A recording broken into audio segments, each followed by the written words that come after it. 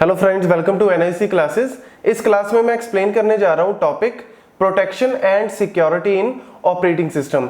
तो देखो, ये वाला टॉपिक जो है वो पूरा का पूरा थ्योरेटिकल टॉपिक है और इस टॉपिक में से क्वेश्चन आने के चांसेस जो है वो बहुत ही कम है।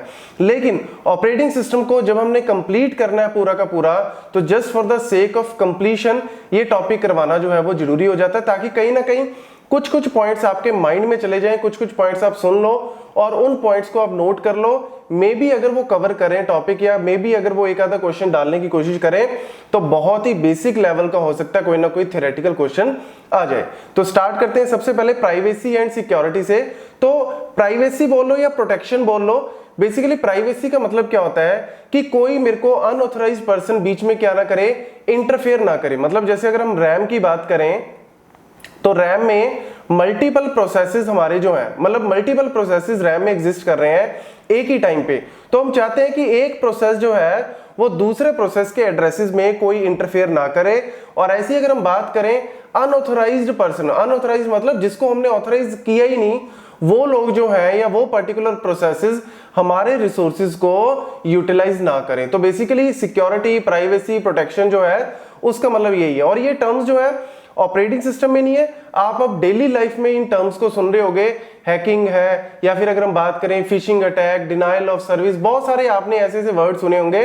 तो ये जो टॉपिक है कहीं ना कहीं उसी से रिलेटेड है, लेकिन ज्यादा डिटेल में सिक्योरिटी का टॉपिक आपका आएगा नेटवर्क्स में। तो यहाँ पे जस्ट हम एक बार इंट्रोडक्शन पार्ट जो है वो डिस्कस करेंगे कि क्या इसमें से जो है वो पूछा जा सकता है। तो देखो, सबसे पहले अगर हम बात करें प्रोटेक्शन मॉडल, तो computer consist of collection of objects, hardware, software, बहुत सारे ऑब्जेक्ट्स हैं। डिस्क ड्राइव है, मॉनिटर है, कीबोर्ड है, माउस है, उसके अलावा डिफरेंट डिफरेंट सॉफ्टवेयर्स हैं जो इसके अंदर एग्जिस्ट करते हैं, बहुत सारे एप्लीकेशंस हैं जो चल रही हैं।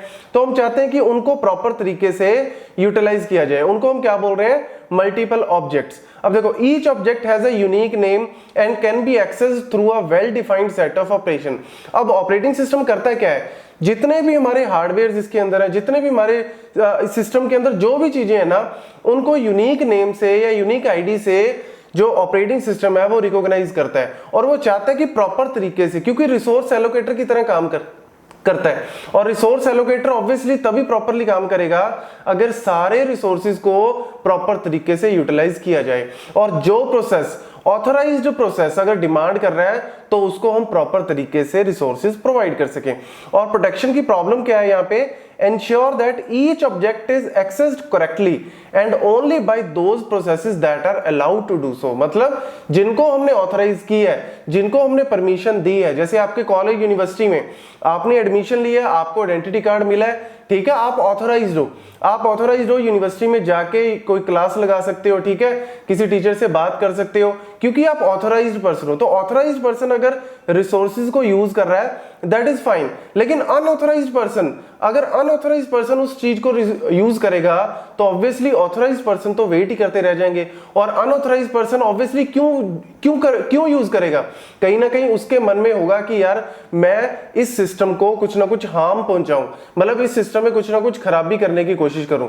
So that is what the main goal, कि हमें इस चीज से प्रोटेक्ट करना है। तो देखो, सिक्योरिटी में आपसे सबसे पहले जो है ना, चाहे हम ऑपरेटिंग सिस्टम की बात करें, चाहे कोई भी सिक्योरिटी में आपसे क्वेश्चन आए, तो सबसे इंपॉर्टेंट टॉपिक है यहाँ पे CIA, that is confidentiality, integrity, availability. ये पॉइंट याद रखना, ये आपको कहीं पे भी पूछा जा सकता है। ये आपको नेटवर्क्स के पॉइंट ऑफ व्यू से भी पूछा जा सकता है, या फिर आपको जो बेसिक टर्मिनोलॉजीज आज के टाइम पे जो टेक्निक्स चल रही है, टेक्नोलॉजीज चल रही है, उसमें भी पता नहीं आपसे एक बेसिक सा क्वेश्चन जो है इसके ऊपर पूछा जाए। तो देखो, कॉन्फिडेंशियलिटी का मतलब क्या है कि unauthorised person should not be able to read the data. मतलब हमारा जो डेटा है, हमारे सिस्टम में कोई डेटा पड़ा है, तो अनऑथराइज्ड पर्सन, जिसको हमने परमिशन नहीं दी, वो मेरा डेटा रीड ना कर सके। लेकिन देखो, हमारे सिस्टम में तो कहीं ना कहीं हम बचा सकते हैं और हमने यूजर नेम, पासवर्ड वगैरह सब कुछ लगा रखे, लेकिन जब हम डेटा को ट्रेवल करता है, जब डेटा कम्युनिकेट करता है ना, मतलब एक जगह से दूसरी जगह पे जब डेटा कम्युनिकेट करता है, तो वहां पे कहीं ना कहीं प्रॉब्लम आ सकती है। तो हम जहां पे भी आपसे पूछ रहे कि कॉन्फिडेंशियलिटी का मतलब क्या है, कि nobody should be able to read the data, और नोबडी मतलब अनऑथराइज्ड पर्सन। जो ऑथराइज्ड है वो तो रीड कर सकता है, अब देखो, आप जितनी भी कोशिश कर लो, आप ये अचीव नहीं कर सकते कि nobody should be able to read. कहीं ना कहीं हैकर्स जो आज के टाइम पे इतने स्मार्ट हैं, वो डेटा हैक कर ही लेंगे। लेकिन हम इससे बचाने के लिए एक और तरीका यूज कर सकते हैं, एनक्रिप्शन। तो आपको अगर कहीं पे भी पूछ लें कि कॉन्फिडेंशियलिटी को कैसे अचीव किया जाए, तो encryption is a best thing.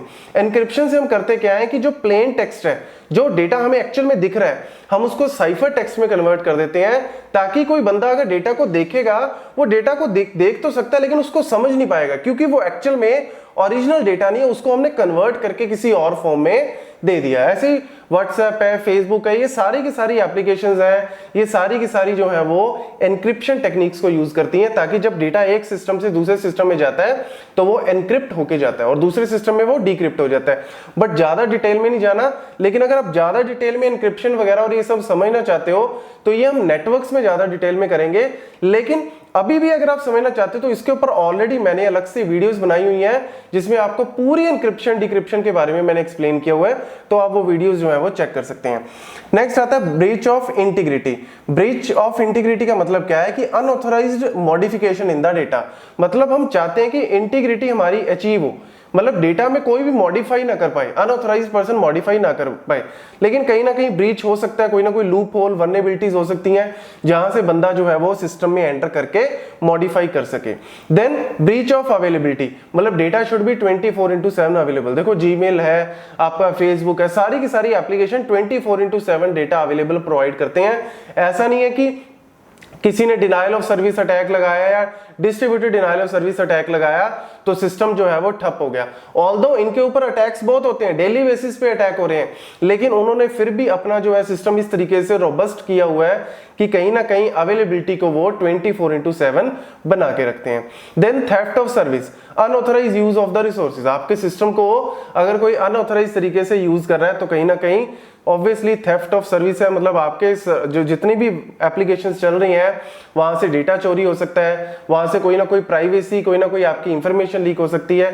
ये टर्म्स कहीं ना कहीं आपको पता ही है। वही जैसे डिनायल ऑफ सर्विस मैंने आपको बताया कि प्रिवेंशन ऑफ लेजिटिमेट यूजर, मतलब जैसे जो एक्चुअल में लेजिटिमेट यूजर है, मतलब जिसको हमने ऑथराइज किया है, वो भी यूज नहीं कर पाएगा, क्योंकि अनऑथराइज पर्सन ने denial of service, ping of death, जैसे पिंग ऑफ डेथ हम अटैक करते हैं, मतलब हमने एक ही सर्वर पे हजारों रिक्वेस्ट भेज दी, उससे होगा क्या कि सर्वर का बफर फुल हो जाएगा और वो नई रिक्वेस्ट को हैंडल नहीं कर पाएगा। इससे जो बेचारे जो लेजिटिमेट पर्सन है वो भी क्या हो जाएंगे, वो यूजर एप्लीकेशन को यूज नहीं कर पाते। देन प्रिंसिपल ऑफ प्रोटेक्शन, मतलब हमारे प्रोग्राम्स हैं, user system should be given just enough privilege. ये बड़ा इंपॉर्टेंट पॉइंट है। ऐसा नहीं है कि सबको एक तरह से प्रिविलेज दे दो, जो भी आया सबको एक प्रिविलेज नहीं। देखो आप अपनी यूनिवर्सिटी कॉलेज में देखो, हर एक की प्रिविलेज मतलब रोल या कह सकते हो सेट ऑफ परमिशंस हमने जो दी हैं, तो हर एक को अलग अलग है। एचओडी को अलग होती हैं, टीचर को, प्रोफेसर को अलग होती हैं, स्टूडेंट्स की परमिशन अलग होती है, चांसलर की अलग होती है। तो ये कहीं ना कहीं सेट ऑफ रूल्स बनाए हुए हैं ताकि कोई बंदा जो है वो अपनी प्रिविलेज से ऊपर जाके काम ना कर पाए। ऑब्वियसली अगर सेट ऑफ प्रिविलेजेस हम कर देंगे, मतलब लिमिटेड देंगे, तो कहीं ना कहीं मेरा जो डैमेज है वो भी क्या होगा, लिमिटेड होगा।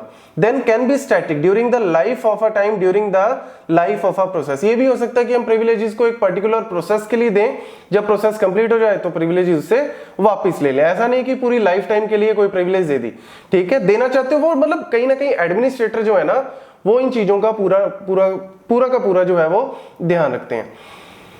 ये बेसिक टर्म्स है, इनमें से आपसे यहाँ पे जो देखो सबसे पहले आता है डोमेन का स्ट्रक्चर। डोमेन के स्ट्रक्चर में वो क्या बोल रहा है, अगर आपसे पूछ ले what is a domain, domain is a set of access right, मतलब कि बंदा क्या कर सकता है उसको हमने बोल दिया एक डोमेन। ये देखो जैसे ऑब्जेक्ट है, हमारे पास होता है क्या डोमेन में, ऑब्जेक्ट्स और परमिशंस। ऑब्जेक्ट मतलब कि लेट्स से ड्राइव है, कोई प्रोसेस है, कोई प्रोग्राम है, वो हमारे सारे ऑब्जेक्ट्स। अब उसके ऊपर परमिशंस मतलब रीड है, राइट है, बंदा सिर्फ देख सकता है, बंदा उसको चेंज कर सकता है, बंदा ना देख सकता ना चेंज कर सकता, सिर्फ उसको फाइल को एग्जीक्यूट कर सकता है। तो ये मल्टीपल परमिशंस आपकी कहीं ना कहीं यूज कर सकते हैं। ऐसे ही प्रिंट है, प्रिंट कर सकता है डेटा को, तो ये परमिशंस जो है वो हम डोमेन में डिसाइड कर सकते हैं। नेक्स्ट देखो, अब देखो डोमेन्स को और इनको हम बेसिकली यूज करते हैं यहाँ पे एक्सेस मैट्रिक्स। ये छोटा सा पॉइंट है जहां पे मे भी आपसे कुछ पूछ लें अगर एक आधे नंबर में कि what is access matrix, so it is a view protection as a matrix. इसमें हम करते क्या है कि जो हमारे कॉलम्स हैं, ये देखो ये हमारे क्या है ऑब्जेक्ट्स हैं इस तरफ, और ये हमारे क्या है डोमेन्स। डोमेन्स मतलब एक तरह से आप कह सकते हो यूजर्स, जैसे यूजर हो गया वरुण, यूजर हो गया राम, यूजर हो गया कोई भी पर्टिकुलर मल्टीपल यूजर्स हैं। और ये हमारे क्या है रोज। रोज में हमारे पास क्या है, ये देखो यूजर्स है, D1 एक यूजर है और उसको हमने क्या दिया रीड परमिशन, किसके ऊपर ऑब्जेक्ट। ऑब्जेक्ट कौन से हैं, let's say file 1, file 2, file 3, printer, hard drive, बहुत सारे। तो उनके ऊपर हमने क्या किया एक एक्सेस मैट्रिक्स बना ली। इस तरीके से हमने क्या कर दिया डिफाइन कर दिया। तो ऑपरेटिंग सिस्टम इस एक्सेस मैट्रिक्स में से देख लेगा कि किस यूजर को किस ऑब्जेक्ट के ऊपर क्या परमिशन जो है वो हमने दी हुई है। तो इसको जो ये यूजर्स हैं इनको हम डोमेन भी बोल देते हैं यूजर्स, या फिर इनको हम कई बार सब्जेक्ट भी बोल देते हैं, ठीक है। तो ऑब्जेक्ट क्या है, ऑब्जेक्ट हो गए आपके जो एक्चुअल में डिवाइसेस हैं, जो आपके पास प्रिंटर है, ठीक है, हार्ड ड्राइव है, प्रिंटर मॉनिटर है, या फिर उसके अलावा आपकी डिफरेंट फाइल्स हैं। और डोमेन का मतलब क्या है एक्चुअल में यूजर्स या सब्जेक्ट्स। तो ये मतलब अगर एक्सेस मैट्रिक्स की बात करें ना तो कहीं ना कहीं जो है वो आप ये थ्योरी पढ़ लेना, इसमें कोई ज्यादा आपको डिटेल में जाने की जरूरत नहीं है।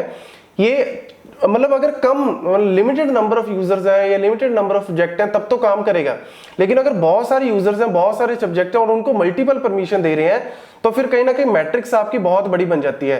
फिर उस केस में हम कहीं ना कहीं क्या बना देते हैं, हम टेबल की फॉर्म में भी इसको स्टोर कर सकते हैं, मतलब एक्सेस टेबल भी बना सकते हैं। तो टेबल में जैसे हमने डेटाबेस में किया था तो मल्टीपल टेबल में हमने किया क्या, टेबल में हमने डिफाइन कर दिया कि भैया कौन सा यूजर है, कौन सी ऑब्जेक्ट है और उसके ऊपर क्या हमने परमिशन है। तो इस तरीके से हम टेबल भी बना सकते हैं या फिर कैपेबिलिटी मॉडल भी बना देते हैं। कैपेबिलिटी मॉडल क्या करता है, इस तरीके से लिंक लिस्ट की तरह कि भैया ये यूजर है, इस यूजर को इस फाइल के ऊपर क्या परमिशन है और दूसरी फाइल के ऊपर क्या परमिशन है, तीसरे ऑब्जेक्ट के ऊपर क्या परमिशन है। इस तरीके से भी हम कैपेबिलिटी मॉडल जो है वो बना सकते हैं, अलग अलग तरीके हैं। इसके अलावा अगर हम बात करें सिक्योरिटी में तो छोटी छोटी टर्म्स है, जैसे थ्रेट।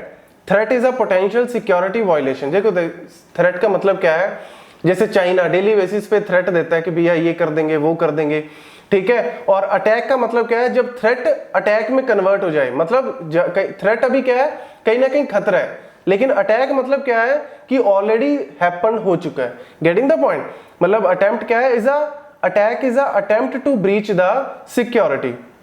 और अटैक में जनरली हमारे पास जो होते हैं एक्टिव अटैक है, पैसिव अटैक होते हैं। एक्टिव अटैक मतलब जिसमें जो हैकर है, जो अटैकर है, वो एक्टिवली पार्टिसिपेट करता है, ठीक है। जैसे मैस्क्यूराडिंग है, मैस्क्यूराडिंग में क्या कर रहा है, pretending to be authorised user to escalate the privilege. मतलब बंदा कोई और है लेकिन वो किसी और की आइडेंटिटी को यूज करके क्या कर रहा है, अपने आप को शो कर रहा है कि मैं वो पर्सन हूं, लेकिन एक्चुअल में वो ओरिजिनल पर्सन नहीं है, वो किसी और की आइडेंटिटी को स्पूफ करके यहाँ पे बीच में नेटवर्क में बैठा है। ये हालांकि नेटवर्क में ज्यादा है, यहाँ पे आपको जो है वो बहुत ज्यादा डिटेल में करने की जरूरत नहीं है, जस्ट एक बार सुन लो। ऐसे ही हमारे पास जो है वो रीप्ले, मतलब मैंने किसी को मैसेज भेजा, रास्ते में वो मैसेज किसी ने पकड़ लिया। ये देखो जैसे हमारे पास जो है ये आ गया, ये सेंडर था, ये रिसीवर था और बीच में ये अटैकर है, ठीक है। अब हुआ क्या, इसमें मैस्क्यूराडिंग में क्या कर रहा है कि ये जो अटैकर है ना, वो अटैकर क्या कर रहा है, बीच में वो कम्युनिकेट कर रहा है किसके साथ, बंदे के साथ। तो जो एक्चुअल में दो बंदे आपस में कम्युनिकेट कर रहे थे वो आपस में नहीं कर रहे, किसी आइडेंटिटी जो है वो अटैकर ने किसी की आइडेंटिटी यूज करके बीच में वो एज ए लेजिटिमेट पर्सन जो है वो काम कर रहा है। तो कहीं ना कहीं जो है वो ब्रीच ऑफ सिक्योरिटी। रीप्ले में मतलब डेटा को मॉडिफाई करने की कोशिश कर रहा है बीच में, जिसको man in the middle attack भी बोल देते हैं, ठीक है। सेशन हाईजैकिंग की सेशंस जो होते हैं वो उसको हाईजैक करके कोई और पर्टिकुलर ट्रांजैक्शन कर गया। इसीलिए जब जनरली हम जब ऑनलाइन ट्रांजैक्शंस वगैरह करते हैं, SBI, ICICI, कोई भी अगर आप ऑनलाइन बैंकिंग को यूज करोगे तो अगर आप ज्यादा देर तक उस पर काम नहीं करते तो ऑटोमेटिकली सेशन जो है वो ओवर हो जाता है, आप सेशन से आउट हो जाते हो। क्योंकि ज्यादा देर तक सेशन अगर रहेगा तो हो सकता है आपने ट्रांजेक्शन की नहीं, लेकिन थोड़ी देर बाद मैसेज आ गया आपके मोबाइल पे कि आपके अकाउंट से 10,000 डेबिटेड हो गए, कोई और उस सेशन के ऊपर जो है वो काम कर सकता है। लेकिन डिटेल में मत जाना, ये साइबर सिक्योरिटी का कहीं ना कहीं कॉन्सेप्ट है, तो हमारे सिलेबस में इतनी डिटेल में नहीं है, बट जस्ट एक बार जो है वो सिलेबस के कंप्लीशन के पॉइंट ऑफ व्यू से सुन लो। नेक्स्ट इसको हमारे पास आ गया कि सिक्योरिटी जो है वो 4 लेवल्स पे हमारे पास, जैसे फिजिकल है, मतलब डेटा सेंटर, सर्वर्स है, हमें उनको भी बचा के रखना है। ह्यूमन है, सोशल इंजीनियरिंग, फिशिंग अटैक जो है बहुत सारे होते हैं। आपके पास जाली मेल्स आती हैं, स्पैम में ऑल्दो चली जाती हैं जीमेल, लेकिन कुछ मेल जो है वो स्पैमर भी वहां पे डिटेक्ट नहीं कर पाता।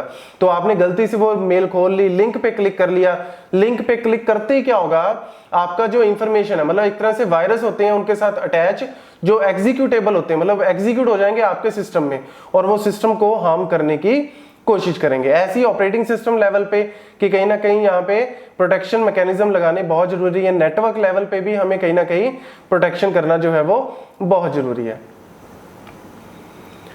नेक्स्ट आ गया इसमें थ्रेट्स, जैसे ट्रोजन हॉर्स, ये कई बार पूछ लेते हैं। So what is a Trojan horse? Trojan horse is not a virus, it is a destructive program that look as a genuine application. It is not like a virus. Trojan horse do not replicate themselves, but they can just be destructive. मतलब वो actual में क्या है कि virus की तरह replicate नहीं होते। जैसे आप देखो ना, कोरोना वायरस इतना चल रहा है, तो वायरस जो है वो बेसिकली क्या होता है, उसको कोई ना कोई कैरियर चाहिए, कोई ना कोई, जैसे ह्यूमन बीइंग है, कोई ना कोई एनिमल है जो उसको कैरियर चाहिए, तो वो इस तरीके से रेप्लिकेट होता है। लेकिन ट्रोजन हॉर्स क्या है, ये जेन्युइन एप्लीकेशन की तरह लगता है, आपके सिस्टम में चलेगा और वो कहीं ना कहीं आपके सिस्टम को डिस्ट्रक्ट करता रहता है, डिस्ट्रक्टिव वे में काम करता है। और ये बेसिकली ओपन कर देता है बैकडोर एंट्री, मतलब फ्रंट डोर एंट्री नहीं, बैकडोर एंट्री। आपके जैसे घर में कोई बैकडोर एंट्री बना के कोई अनऑथराइज्ड पर्सन घुसने की कोशिश करे, वो एक्चुअल में काम करता है ट्रोजन हॉर्स। तो जिससे क्या है कि हैकर्स वगैरह को कहीं ना कहीं एक लूप होल मिल जाता है सिस्टम में घुसने के लिए, और फिर वो ऑब्वियसली कॉन्फिडेंशियल डेटा जो होगा, पर्सनल इंफॉर्मेशन, उसको चोरी करने की कोशिश करेंगे। वायरस, तो वायरस बेसिकली है क्या? Computer virus attaches itself to a program or a file so it can spread from one computer to another, leaving infection as it travel। वही जैसे कोरोना की तरह काम कर रहे हैं, जैसे ह्यूमन वायरस काम करता है, बिल्कुल उसी तरीके से ये लोग जो है वो सिस्टम्स में वायरस को भेज देते हैं और फिर वो रेप्लिकेट करता रहता है सिस्टम में, और फिर जो जेन्युइन एप्लीकेशंस है उनको भी क्या करता है, हार्मफुल है उनके लिए भी। तो almost all viruses are attached to the executable file, which means the virus may exist on your computer but it cannot infect your computer unless you run or open the malicious program। ये कई बार पूछा जा सकता है। जैसे worm है, इनके बीच में डिफरेंस कई बार पूछ लेते हैं। ये देखो, जैसे worm है, worm is a similar to virus by its design but is considered to be a subclass of virus। worm spread from one computer to another but it is not like a virus, it has a capability to travel without any help from a person। Difference I think आपको clear हो गया होगा worm और virus के बीच में। Worm take advantage of file और information transport feature of your system, मतलब आप डेटा को ट्रांसफर कर रहे हो, ऑब्वियसली टीसीपी, यूडीपी, बहुत सारे प्रोटोकॉल्स रन करते हैं, कहीं ना कहीं उनके साथ अटैच होकर ऑटोमेटिकली ट्रेवल जो है वो करता रहता है। तो इसके बारे में जो है वो आप थ्योरी थोड़ी बहुत पढ़ सकते हैं, ज्यादा डिटेल में जाने की आपको जरूरत नहीं है। ये थ्योरी के बेसिस पे आप कुछ पॉइंट जो है वो नोट कर लेना। पोर्ट स्कैनिंग वगैरह है, ठीक है, कहीं ना कहीं आपके जो सिस्टम में पोर्ट्स हैं, जैसे मल्टीपल पोर्ट्स आपके सिस्टम में होते हैं, लैन के लिए है, आईपी, मैक एड्रेस, तो इनको भी कहीं ना कहीं जो है वो स्पूफ करने की कोशिश जो है वो की जाती है। डिनाइल ऑफ सर्विस अटैक, मतलब पिंग ऑफ डेथ है, मल्टीपल सिन फ्लडिंग अटैक भी बोल देते हैं कि इतने सारे पैकेट भेज दिए सर्वर को कि सर्वर उन पैकेट्स को एक्चुअल में क्या करने लग गया, उन पैकेट्स को मतलब बफर जो है वो उसका पूरा फुल हो गया और उसकी वजह से जो ऑथराइज्ड पर्सन है वो भी उसको यूज नहीं कर पाए। क्रिप्टोग्राफी वगैरह ज्यादा डिटेल में नहीं करना, बट जस्ट क्रिप्टोग्राफी का मतलब क्या होता है कि प्लेन टेक्स्ट को हमें साइफर टेक्स्ट में कन्वर्ट करना है और फिर जब रिसीवर पे पहुंचेगा तो वो साइफर टेक्स्ट को दोबारा से प्लेन टेक्स्ट में कन्वर्ट कर देगा। तो मल्टीपल एन्क्रिप्शन सिस्टम होते हैं, सिमेट्रिक है, एसिमेट्रिक। सिमेट्रिक में हम एक की को यूज करते हैं और एसिमेट्रिक में हम दो कीज को यूज करते हैं, पब्लिक की एंड प्राइवेट की। और अगर इसके बारे में आपको ज्यादा डिटेल में करना है तो लिंक्स जो है वो मैंने इसके ऊपर ऑलरेडी वीडियोस बनाई हुई जिसमें क्वेश्चन, लेकिन आप ज्यादा डिटेल में इसमें मत घुसना क्योंकि ये पोर्शन ज्यादा से आपको कंप्यूटर नेटवर्क्स में वहां पे मैं अच्छे से कंप्लीट में करवाऊंगा, क्योंकि यहाँ पे इसमें ऑपरेटिंग सिस्टम की बात करें तो ऑपरेटिंग सिस्टम में इतनी ज्यादा आपको घुसने की जरूरत नहीं है। और फाइनली फायरवॉल्स भी है, फायरवॉल के ऊपर भी मैंने ऑलरेडी वीडियो बनाई हुई है कि फायरवॉल बेसिकली करते क्या है, फ्रंट डोर पे, मतलब let's say this is your network, तो हमने उसको स्टार्टिंग में लगा दिया। जैसे यूनिवर्सिटी कॉलेज में गेट पे गार्ड्स खड़े रहते हैं, तो उनको हम इंस्ट्रक्शन दे देते हैं कि भैया अगर इस स्टेट से कोई गाड़ी आ रही है या लेट्स से कोई स्टूडेंट आ रहा है बिना आईडी कार्ड के, तो उसको मत घुसने दो, ठीक है। तो उसको हमने जो रूल दिए वो उन रूल्स के अकॉर्डिंग जो है वो काम करता है। तो ये बेसिक सी कहानी है। इसके अलावा अगर हम बात करें ऑथेंटिकेशन, अगर आपसे पूछता है what is authentication, authentication is your user name password, ठीक है, योर आइडेंटिटी। और जैसे विंडोज की बात करें तो विंडोज कर्बरोस सिक्योरिटी प्रोटोकॉल यूज करता है, कर्बरोस सिक्योरिटी प्रोटोकॉल के थ्रू वो सारे के सारे पासवर्ड जो है, सारे के सारे जितने भी डेटा है वो कहीं ना कहीं उसको सिक्योर करके रखता है। तो ये बेसिकली कहानी है प्राइवेसी एंड सिक्योरिटी से रिलेटेड। तो आपको बेसिकली यहाँ पे करना क्या है, प्राइवेसी और सिक्योरिटी में जितने भी पॉइंट्स मैंने आपको बताए हैं इनको नोट कर लेना। और इसके अलावा मैं आपको क्वेश्चंस की एक जो है वो फाइल प्रोवाइड कर रहा हूँ जिसमें आई थिंक 25 to 30 क्वेश्चंस हैं। बस उन क्वेश्चंस को एक बार गो थ्रू कर लेना ताकि आपको पता लग जाए कि किस टाइप का क्वेश्चन जो है मे बी अगर आया तो इस तरीके से क्वेश्चन कहीं ना कहीं आ सकता है। उसके जितने भी क्वेश्चंस हैं उनको आप नोट करके अपने नोट्स में जो है वो लिख लेना। और इसके ऊपर कोई लाइव क्लास की जरूरत ही नहीं है क्योंकि इसमें कोई बहुत ज्यादा कोई कॉन्सेप्ट नहीं है, कोई न्यूमेरिकल पोर्शन नहीं है, कोई ऐसा नहीं कि जहां पे आपको अच्छे से डिटेल में समझाया जाए। तो क्वेश्चंस जो आपको दिए होंगे वो बिल्कुल थ्योरेटिकल क्वेश्चन है, बस उनके आंसर्स को चेक कर लेना। कोई भी ऐसा क्वेश्चन आपको नहीं लगेगा जिसमें आपको चाहिए कि और ज्यादा डिटेल में आपको उसकी नॉलेज लेनी है। Thank you.